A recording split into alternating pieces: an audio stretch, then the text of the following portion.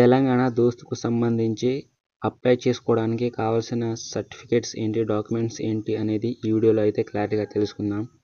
So ఎవరైతే దోస్తుకు apply చేద్దాం అనుకుంటున్నారో వాళ్ళైతే ఈ వీడియోని ఖచ్చితంగా ఎండ్ వరకు అయితే చూడండి. అండ్ సో ఇక వీడియో స్టార్ట్ చేద్దాం. సో దోస్తు అప్లై చేసుకోవడానికి మీ దగ్గర ఖచ్చితంగా ఈ సర్టిఫికేట్స్ అయితే కంపల్సరీగా ఉండాలి, లేకపోతే అప్లై చేయడం చాలా కష్టం అవుతుంది.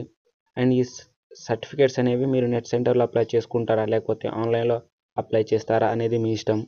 సో అప్లై చేసుకోవాలంటే ఖచ్చితంగా మనకు ఉండాల్సింది ఫస్ట్ వన్, ఎవరైతే క్యాండిడేట్ అప్లై చేస్తున్నారో సో అతని యొక్క ఆధార్ కార్డ్ అనేది కంపల్సరీగా ఉండాలి. సో ఫస్ట్ వన్ వచ్చేసి ఆధార్ కార్డ్. అండ్ ఆ ఆధార్ కార్డ్కి ఆ క్యాండిడేట్ యొక్క మొబైల్ నెంబర్ అనేది లింకప్ అయి ఉండాలి. అంటే Aadhaar card and mobile number అనేది లింకప్ అయి ఉండాలి. So second one, Aadhaar linked mobile number అయితే ఉండాలి. అండ్ థర్డ్ సర్టిఫికేట్ వచ్చేసి study certificate. So study certificates అది కూడా 1st to 10th వరకు అయితే కంపల్సరీగా ఉండాలి. 1st to 5th వరకు ఒక స్టడీ సర్టిఫికేట్ అండ్ 6th నుంచి 10th వరకు ఇంకో సర్టిఫికేట్స్. ఈ 2 సర్టిఫికేట్స్ అయితే ప్రూఫ్స్ కింద మన దగ్గర అయితే ఉండాలి. అండ్ 4th వన్ వచ్చేసి మీ యొక్క SSC మెమో. సో ఎవరైతే 10th మెమో అయితే మీ దగ్గర పక్కాగా ఉండాలి. సో 10th మెమో ఉండాలి.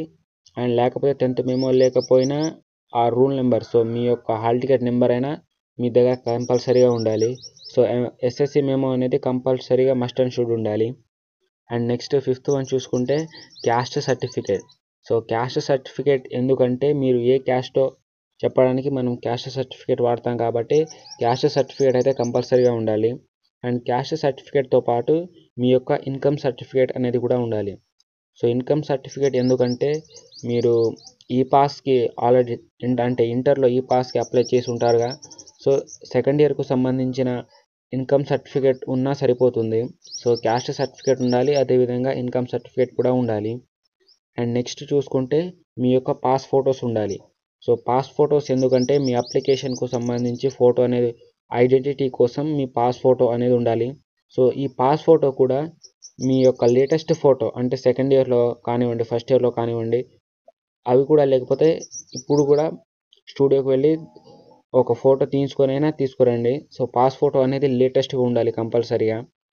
అండ్ ఒక 2-3 years 4 years అలాంటి ఫొటోస్ అయితే పెట్టకండి. లేటెస్ట్ పాస్ ఫోటో ఉండాలి. అండ్ లాస్ట్ వన్ వచ్చేసి ఈమెయిల్ ఐడి. సో మీ యొక్క ఈమెయిల్ ఐడి కూడా దాంట్లో పేస్ట్ చేయాల్సి ఉంటుంది. ఎందుకంటే మీ ఈమెయిల్స్కు కొన్ని మెయిల్స్ అయితే వస్తాయి అండ్ OTPs అనేది వస్తాయి కాబట్టి మీ ఈమెయిల్ కూడా కంపల్సరీగా ఉండాలి. సో నేను చెప్పిన ఈ సర్టిఫికేట్స్ అనేవి కనుక మీ దగ్గర ఉంటే మీరు ఖచ్చితంగా వెళ్ళి అప్లై చేసుకోవచ్చు. అండ్ అప్లై చేసుకోవడానికి లాస్ట్ డేట్ ఏంటి అండ్ ఫీజు ఏంటి దానికి సంబంధించిన వీడియో అనేది ఆల్రెడీ మన ఛానల్లో అప్లోడ్ చేశాను, ఒకసారి దాన్ని కూడా చూడండి. అండ్ దాని యొక్క లింక్ అనేది కింద డిస్క్రిప్షన్లో ఉంది.